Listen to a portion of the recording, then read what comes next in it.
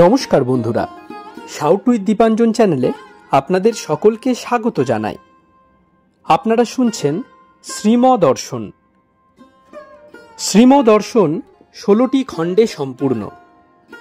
ভগবান শ্রীরামকৃষ্ণদেবের অপার অনুগ্রহে এই গ্রন্থের প্রথম ভাগের প্রথম সংস্করণ 1366 বঙ্গাব্দে ও ইংরেজির 1960 খ্রিস্টাব্দে প্রকাশিত হইয়াছিল। তদবধি ভক্তগণের চাহিদাতেই একের পর এক সংস্করণ প্রকাশ করা সম্ভব হইতেছে। শ্রীমদর্শনের মূল আবেদন, গৃহে বাস করিয়া কি প্রকারে দেবভাবে জীবনযাপন করা যায়, কিভাবে বেদ বর্ণিত উপায়ে সুখ দুঃখ সমভাবে গ্রহণ করিয়া সংসারে শান্তিতে বাস করা সম্ভব হয়। এই পুস্তকে আছে পরমহংসদেবের ও মায়ের কিছু নূতন কথা, আর স্বামীজি প্রমুখ অন্তরঙ্গ সন্তানদের কথা, আর আছে কথামৃতকার দ্বারা কথামৃতর ব্যাখ্যা এবং শ্রীরামকৃষ্ণ জীবনালোকে উপনিষদ, গীতা, ভাগবত, পুরাণ, বাইবেল আদি শাস্ত্রের আলোচনা।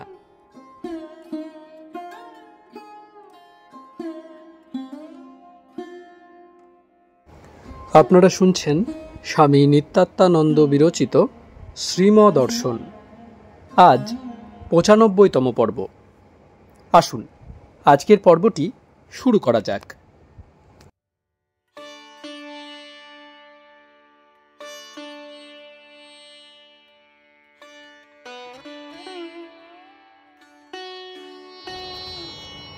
শ্রীম রাস্তায় চলিতেছেন পার্কের বাহিরে। গদাধর আশ্রমে ফিরিবেন। রাস্তায় পান্নালাল আসিয়া মিলিলেন। পুনরায় লালবিহারীর কাছে উপস্থিত হইলেন। অসুস্থ কুলিটির কথায় চিন্তিত। অতি করুণ স্বরে বলিতেছেন, ও ঠান্ডা না লাগে। ওরা আবার খুব ভীতু। দারিদ্রে এমন করেছে, আর ঘরটা বীজাণুমুক্ত করে দিলে হয় না। শ্রীম লালবিহারীর নিকট যেন প্রার্থনা করিতেছেন যাতে রোগীর সেবা ও শুশ্রূষার ত্রুটি না হয়। সন্ধ্যা। গদাধর আশ্রম, দোতলার ঘর। শ্রীম দক্ষিণাস্য হইয়া মেঝেতে বসিয়া আছেন। বিরিঞ্চিবাবুর ভগিনী আসিয়াছেন। তিনি কাঁদিতেছেন। বিরিঞ্চির দেহত্যাগ হইয়াছে। ইনি কবিরাজ ছিলেন। সর্বদা বড় জিতেনের সহিত শ্রীমর কাছে আসিতেন। এইবার ঠাকুর ঘরে আরতি হইতেছে।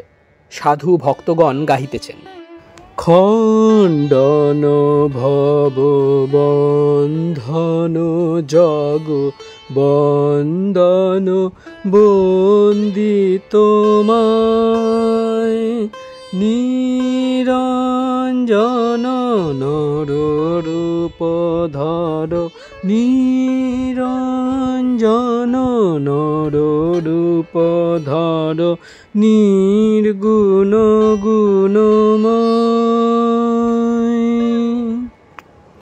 ইত্যাদি। সঙ্গে নানাবিধ বাদ্য। শ্রীম দাঁড়াইয়া দর্শন করিতেছেন, কর অঞ্জলিবদ্ধ। আরতি শেষ হইলে অনেকে চলিয়া গিয়াছেন। জগবন্ধু রহিয়াছেন।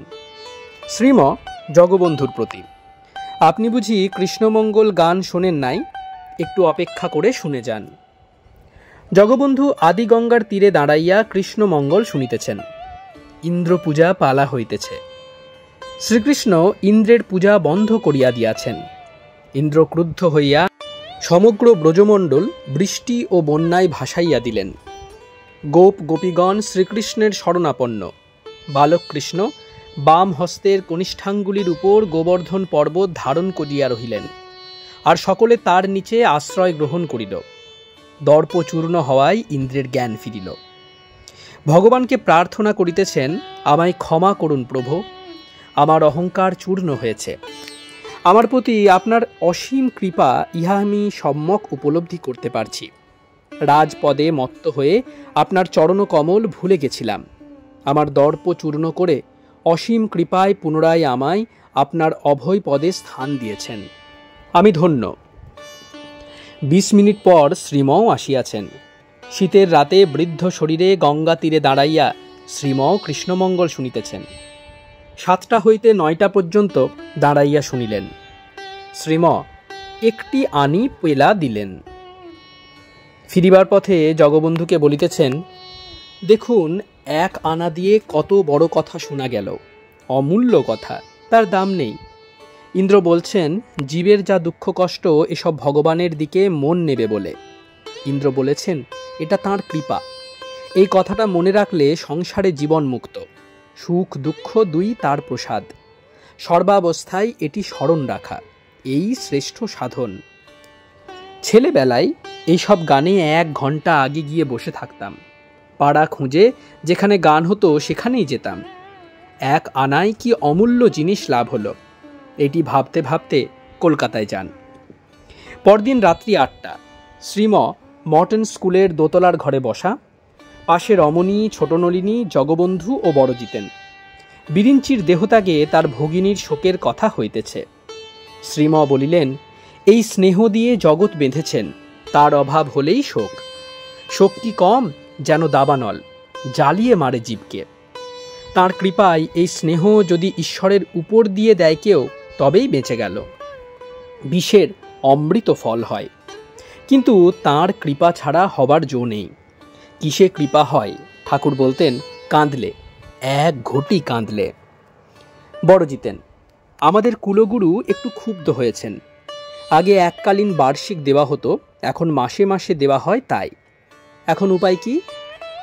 শ্রীম, তাকে চিঠি লেখা উচিত এই বলে আশীর্বাদ করুন যাতে বেশি দিতে পারি। শোক দুঃখ ও অভাবের অনেক কথা হইয়াছে। শ্রীম তাদের স্রোত উল্টাইয়া দিলেন। মত্ত হইয়া ঠাকুরের মহৌষধি গানে বর্ষণ করিতেছেন। 3টি গান করিলেন। 1 পড়িয়ে ভবসাগরে, 2 দয়াল গুরু নামে দেওরে সাঁতার, 3 গুরু কাণ্ডারি যেমন আর কি নে আছে তেমন, পার করেন দিন ও জনে অভয় চরণ তরি দিয়ে। তরণীর এমনই গুণ তাতে নাইকো পাল নাইকো গুণ, তরণী আপনি চলে শ্রী চরণ রেণু গুণে। ভক্তদের গান করিতে বলিয়া শ্রীম ঠাকুর বাড়িতে গেলেন খাইতে। ফিরিয়াছেন রাত্রি 9টায়। শ্রীম বড়জিতেনের প্রতি, কি করছিলেন আপনারা এতক্ষণ? বড়জিতেন, গান হলো, আবার আপনার গতিবিধির কথাও হলো।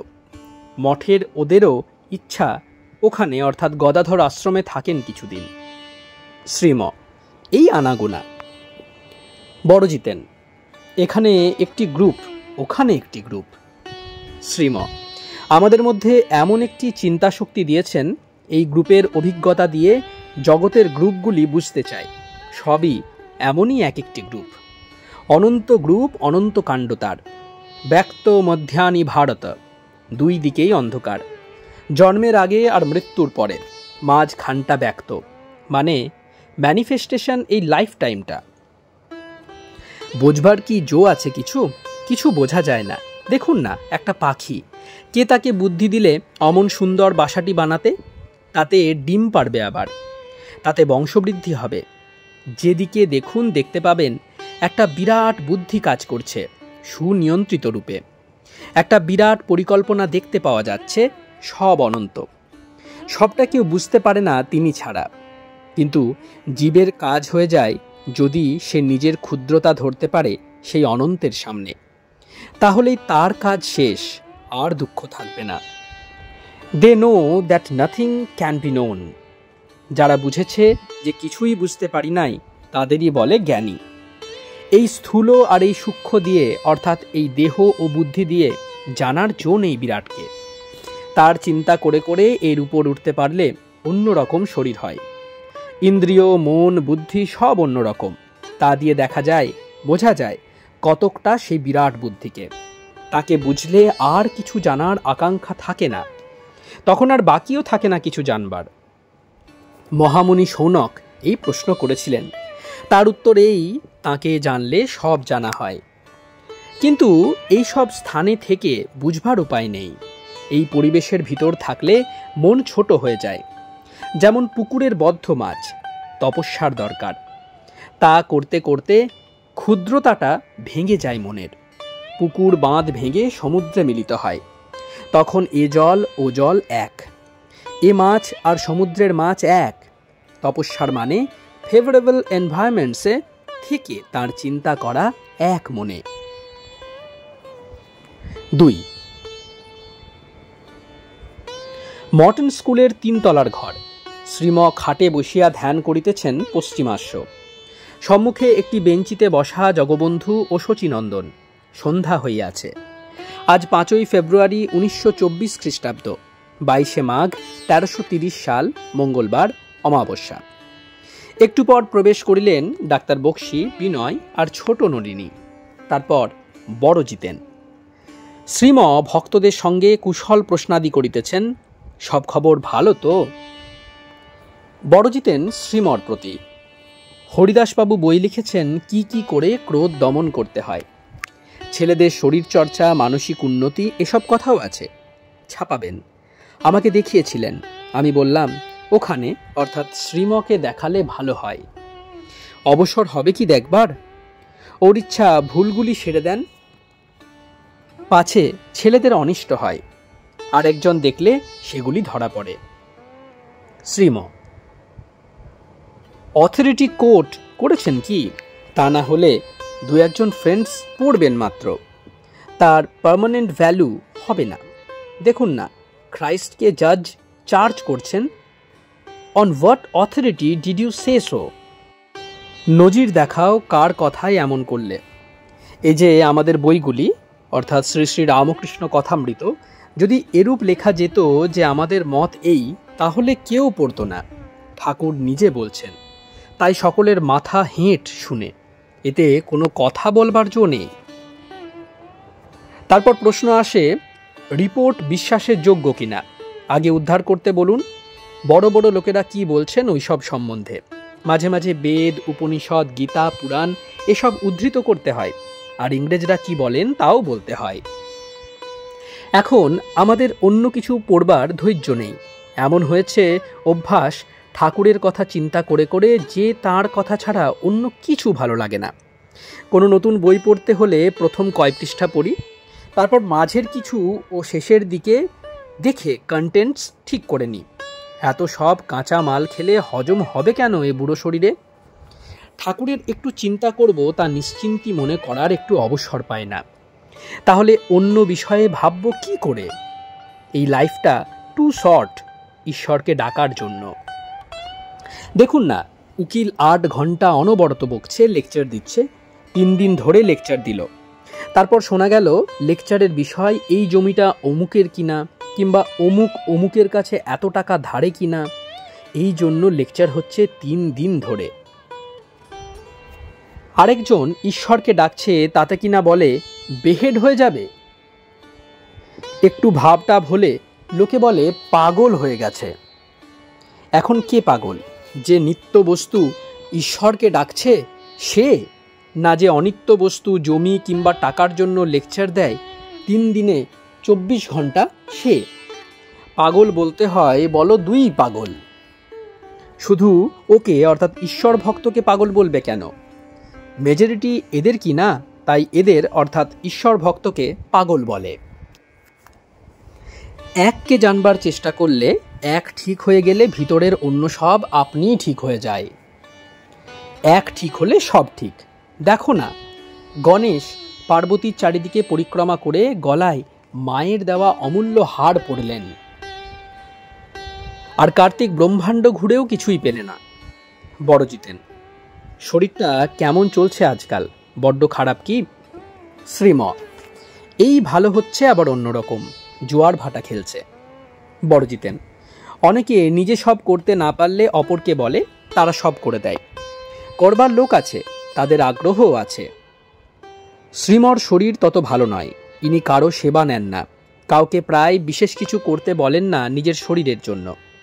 ভক্তরা কেহ কেহ সর্বদা সঙ্গে থাকেন সেবার জন্য। বড় জিতেন তাদের জন্য ওকালতি করছেন।